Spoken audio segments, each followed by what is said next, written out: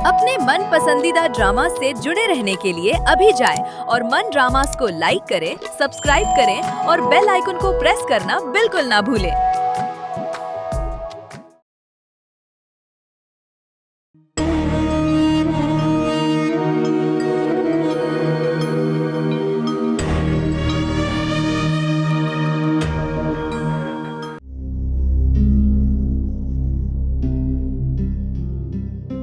अरे अरे अरे, ऐसा भी क्या कह दिया मेरे भाई ने जो तुम पूरी दुनिया जहां से बेगानी हो गई हो? अगर मैं कुछ कहूंगी तो तुम मानोगी नहीं, और अब तुम मान लो ना। और सुनो, तुम्हें इस पूरे मुल्क में कोई ऐसा लड़का नहीं मिला जो तुम्हें पसंद है, जो तुम पड़ोसी मुल्क के लड़के पे दिलहार बैठी हो? बकवास नहीं करो रूही, ऐसा कुछ नहीं है। तुम लड़कियां भी ना कभी पहली बात में हाँ मत कहना। और वैसे भी अभी वो चले जाएगा तो तुम ऐसी रोती सूरत बना के कभी इस कोने में तो कभी दूसरे कोने में मिलोगी।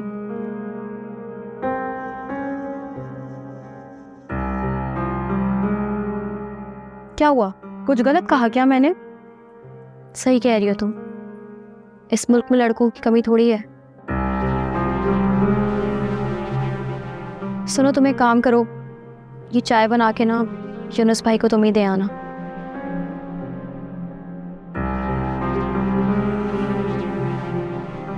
यूनुस भाई हमारे सामने।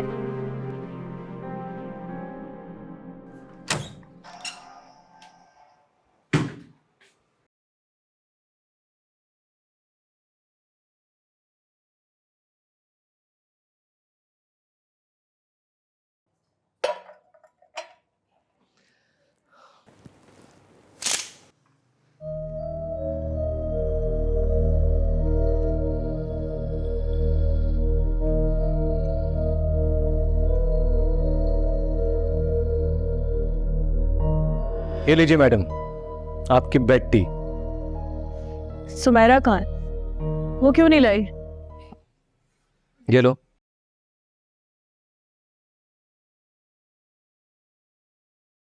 उसको मैंने 1 महीने की छुट्टी दे दी है। 1 महीने की छुट्टी? फिक्र मत करो, विद पे दी है, उसको कोई परेशानी होने वाली है नहीं। मगर छुट्टी की कोई खास वजह? दिन में 10 काम होते हैं। मैं हूं ना, तुम्हारी खिदमत के लिए 1 महीने की छुट्टी मैंने भी ली है। और वो किस लिए? क्योंकि इस 1 महीने में मैं एक पल भी तुमसे दूर होने वाला नहीं। ये 1 महीना मेरी आने वाली पूरी जिंदगी के लिए यादगार होने वाला है। तुम्हें क्या लगता है तुम्हारी ये बातें मुझे फैसला बदलने पर मजबूर कर देंगी? नहीं, मैंने ऐसा कब कहा? 1 महीना तो मैं अपने लिए जीना चाहता हूं। मगर मैं 1 महीना ऑफिस से छुट्टी लेने वाली नहीं हूं। ख्वाहिश तो है कि तुम भी घर पर रहो, लेकिन कोई नहीं, ये तुम्हारी मर्जी पर है, जैसे तुम बेहतर समझो। बस एक दरख्वास्त अगर मान सको तो। वो क्या? वो ये कि इस 1 महीने में तुम मेरी पसंद के कपड़े पहनोगी, मेरी पसंद की जगहों पे लंच और डिनर कर सको तो। और मैं अगर इनकार कर दूं तो मैं हाथ जोड़कर तुम्हारी जिंदगी का ये 1 महीना तुमसे भीख में मांग लूंगा। क्योंकि उसके बाद तो शायद ही मेरे नसीब में ऐसा कुछ हो। मुझे ऑफिस के लिए देर हो रही है। चलो मैं ऐसा करता हूँ कि तुम्हारे लिए जल्दी से ब्रेकफास्ट तैयार करता हूँ और एक अच्छा सा ड्रेस भी प्रेस कर देता हूँ। तुम फ्रेश होकर वो पहन लेना। अब अच्छा कोई बात नहीं, अगर तुम्हारा दिल नहीं मानता तो कोई सा भी पहन लेना, मुझे तुम हर लिबास में अच्छी लगती हो। नहीं, मैं तुम्हारा प्रेस किया हुआ ड्रेस ही पहन लूंगी। चलो ठीक है, मैं जल्दी से ब्रेकफास्ट बनाता हूँ ताकि तुम्हें ऑफिस से मजीद देर ना हो। Alvira, thank you so much.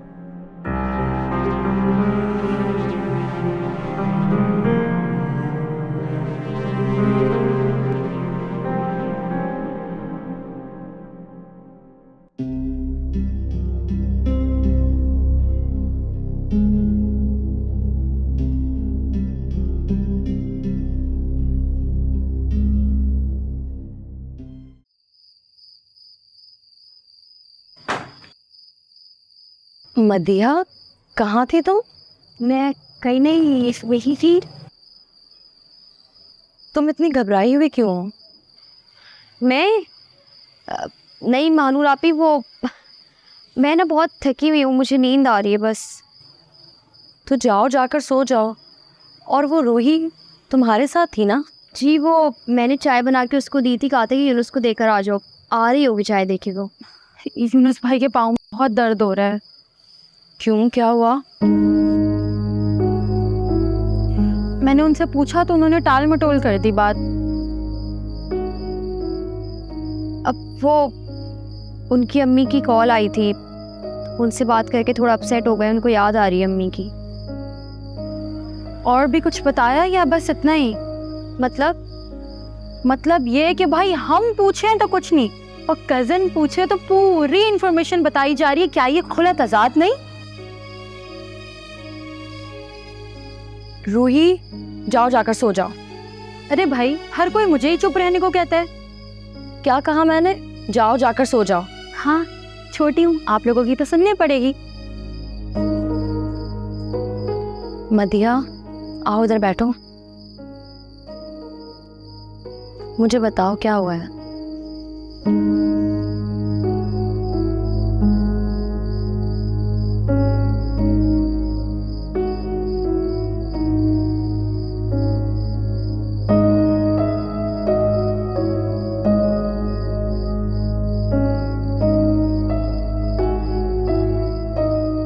तुम अभी तक जाग रही हो? हाँ, बस थोड़ा सा रह गया, फिर सोती हूँ। चलो मैं ऑफिस के लिए निकल रहा हूँ। अरे सुनो, वो वकील साहब को भेज देना। पहले जो भी मामलात थे, लेकिन अब मैं पेपर्स पढ़ के खुद साइन करना चाहती हूँ।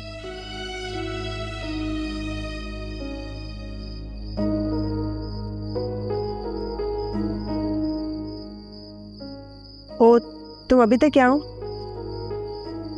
वो उस दिन तुमने मेरी आंखें बंद करवा के कुछ पेपर्स पे साइन लिए थे।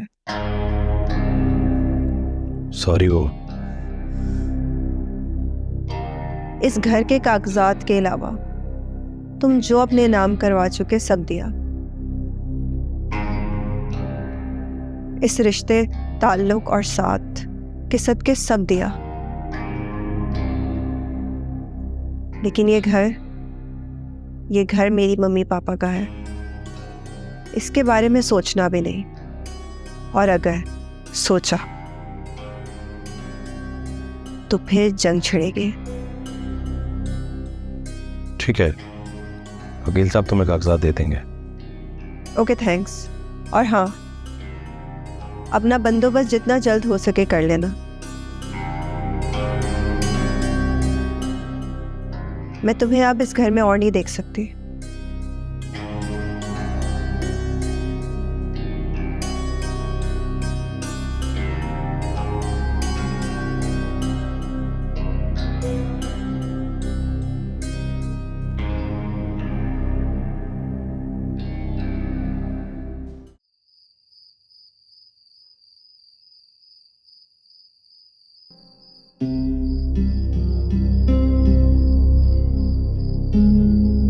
सुनो, जी अम्मा। ये किसने लगवाई? ये मैंने महानूर से लगवाई थी। वैसे मैं लाई थी पाकीज़ा बीवी के आस्ताने से। अम्मा, जब आप घर पे नहीं थे ना, घर के हालात बस से बदतर होते चले जा रहे थे। फिर मैंने वहाँ जाकर उनको सब बताया तो उन्होंने कहा ये जाकर घर के बीचों बीच लगा दो, सबकी नजरें पड़ेंगी तो हालात बेहतर हो जाएंगे। हाँ, हालात तो काफी बेहतर हो रहे हैं। अफसर जैसा बंदा भी सीधा हो गया। वैसे अम्मा बहुत पहुंची हुई हैं वो, सच पूछे हैं तो मैं तो उनकी मुरीद हो गई। तो चल मुझे भी ले चल, यूनुस को भी दिखा लाते हैं। मगर अम्मा, आपको तो अब्दुल्ला शाह गाजी बाबा के मज़ार पे नहीं जाना था, चादर चढ़ाने, मन्नत पूरी करने? हाँ हाँ, ज़ियारत पे भी जाना है और मन्नत की चादर भी चढ़ानी है। लेकिन ये पाकीज़ा बीवी से मुझे किसी और सिलसिले में बात करनी है। अच्छा तो ठीक है, जब आप कहेंगी मैं आपको ले चलूंगी वहाँ।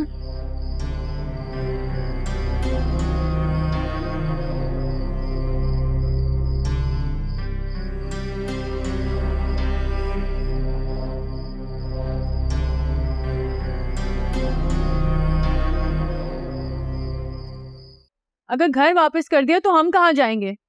मेरा घर अब भी राहील के नाम पर है। परेशान मत हो, फिल वक्त हम किराए के घर पर रह लेंगे। मैं रोज से अपने ताल्लुकात बिगाड़ना नहीं चाहता। उसके ताल्लुकात बहुत ऊपर तक हैं, और अगर वो जिद में आ गई ना तो जो हाथ में आ रहा है हम उससे भी जाएंगे। इतने सालों में तुमने अपना घर तक नहीं बनाया। कभी जरूरत ही महसूस नहीं हुई।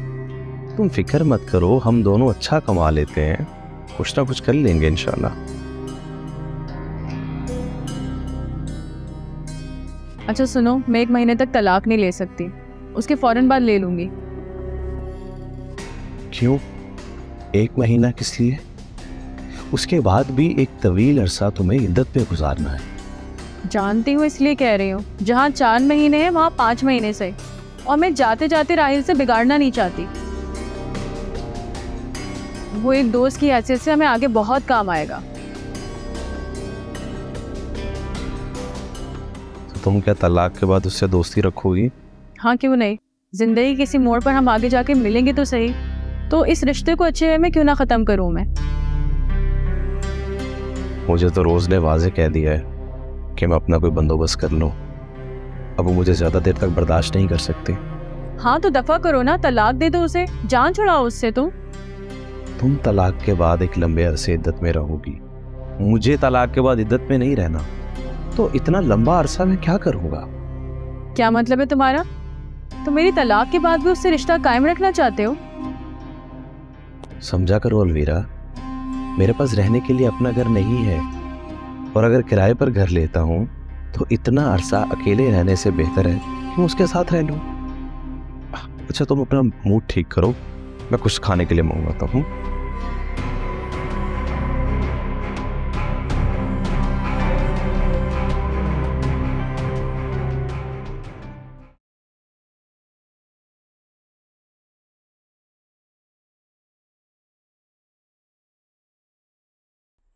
आइए।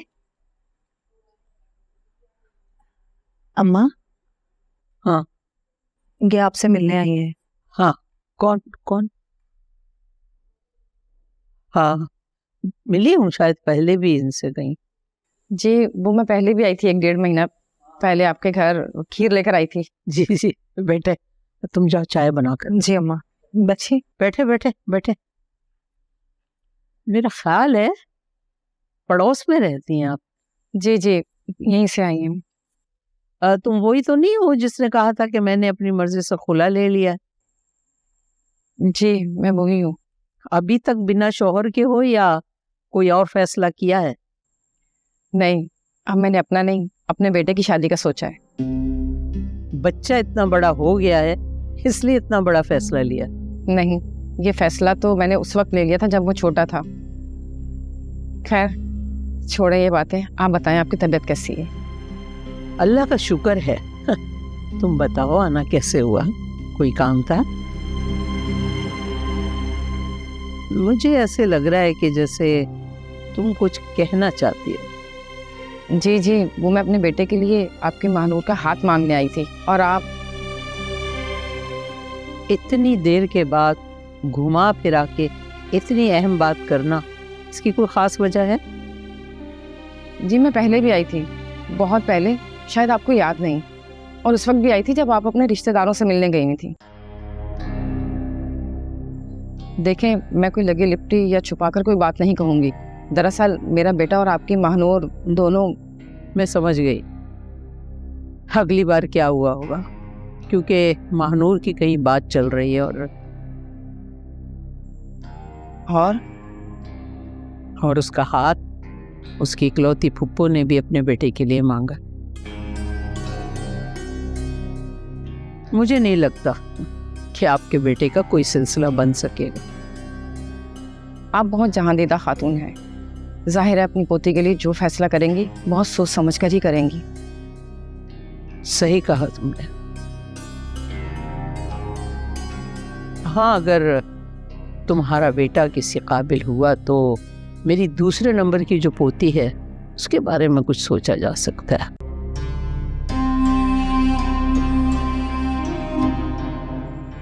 वाकई आप बहुत समझदार खातून हैं। जो मुझे इस तरह खाली हाथ भेज रही हैं, जिसकी मिसाल बहुत कम मिलती है।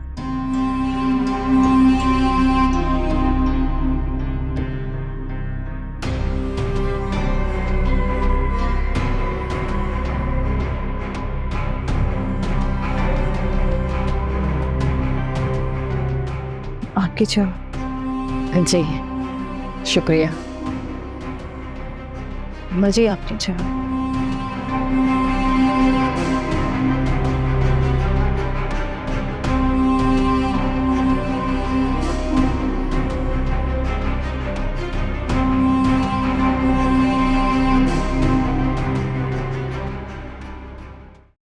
अरे कहाँ जाने की तैयारी है भाई? तैयारी कहाँ की, मैं तो ठीक से कहीं आ जा भी नहीं सकता। हाँ पर देखें, अब जा रहे हैं तो इतनी दूर जा रहे हैं कि फिर शायद मिलना ही ना हो। देखने में बहुत छोटी लगती हो, लेकिन बातें बहुत बड़ी बड़ी करती हो। ऐसा सिर्फ मेरे साथ नहीं है, हम लड़कियां उम्र में छोटे होते हुए भी आगे का बहुत कुछ सोच लेती हैं। अच्छा, तो जरा बताओ कहाँ तक की सोची है तुमने? मैं वहां तक सोच सकती हूँ जहां तक शायद आपने सोचा भी ना हो। शायद? हाँ, शायद आपने सोचा भी ना हो। समझा नहीं मैं।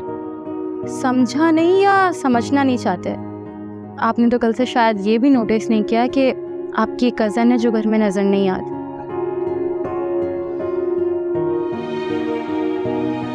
मुझे एहसास है, लेकिन उसका पूछ के मैं किसी को एहसास नहीं दिलाना चाहता। ये अच्छा किया आपने कि आप किसी को एहसास नहीं दिलाना चाहते, लेकिन ये उससे भी अच्छा होता कि आप खुद उसे भी एहसास ना दिलाते। सुनो, तुम्हें लगता है कि मैं गलती पे हूँ? अगर सिर्फ उसको ही एहसास दिला रहे हैं तो हाँ, आप गलती पर हैं।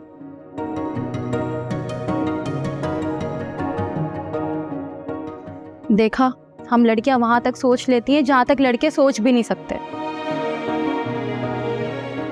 थैंक्स मेरी सोच को परवाज देने के लिए। Best of luck.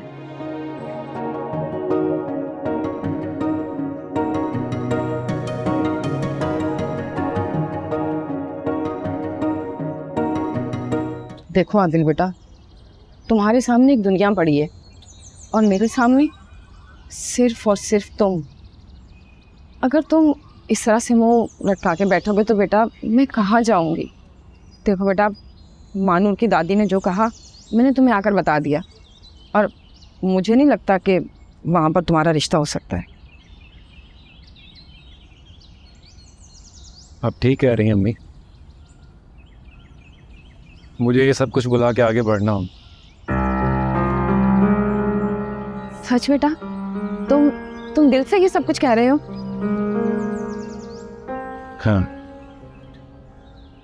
ठीक है बेटा, तो क्या मैं तुम्हारे लिए फिर अब लड़की ढूंढूं?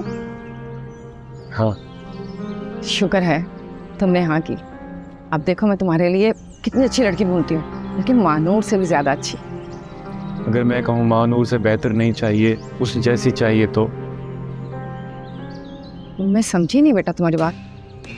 आप ही ने तो कहा था अम्मी कि मानूर की दादी अपनी दूसरी पोती का रिश्ता करने के लिए मेरे साथ राजी हैं। ये तुम क्या कह रहे हो? मैं कुछ गलत नहीं कह रहा अम्मी। वो मानूर जैसी भी होगी और मानूर भी नहीं होगी। ये तुम क्या सोच रहे हो? डरे मत, मैं कुछ गलत नहीं सोच रहा और ना ही ऐसा कुछ सोच रहा हूँ जिससे आपको शर्मिंदगी उठाना पड़े। मैं बस ये सोच रहा हूँ कि वो ना सही तो उस जैसी ही सही।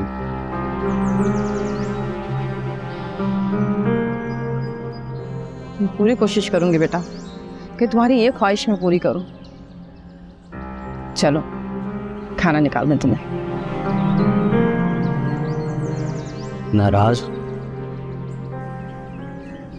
नाराज किस लिए? तो फिर क्या वजह है कि अचानक से मेरे सामने आना बंद कर दिया है तुमने? ऐसा कुछ नहीं है, कि बस इत्तेफाक है। अच्छा, तो ये एक इत्तेफाक है। एक इत्तेफाक मेरे साथ भी हुआ है। रोही ने जो कुछ तुमसे कहा है, शायद वही कुछ उसने मुझसे भी कहा है। क्या कहा उसने? उसने कहा है कि मैं इतनी दूर जाने वाला हूँ कि शायद मेरी सूरत भी दिखाई ना दे। ये तो हम सभी जानते हैं। हाँ, लेकिन ये तो नहीं ना पता कि मैं जाते जाते यहाँ से कुछ लेके जाना चाहता हूँ। और वो क्या है? एक बहुत खूबसूरत सी परी। मदीहा, मैं चाहता हूँ कि बरसों से जो परी मेरी कहानियों का हिस्सा रही, वो सच में मेरी ज़िंदगी का हिस्सा बन जाए। तुम्हें कोई एतराज़ तो नहीं है?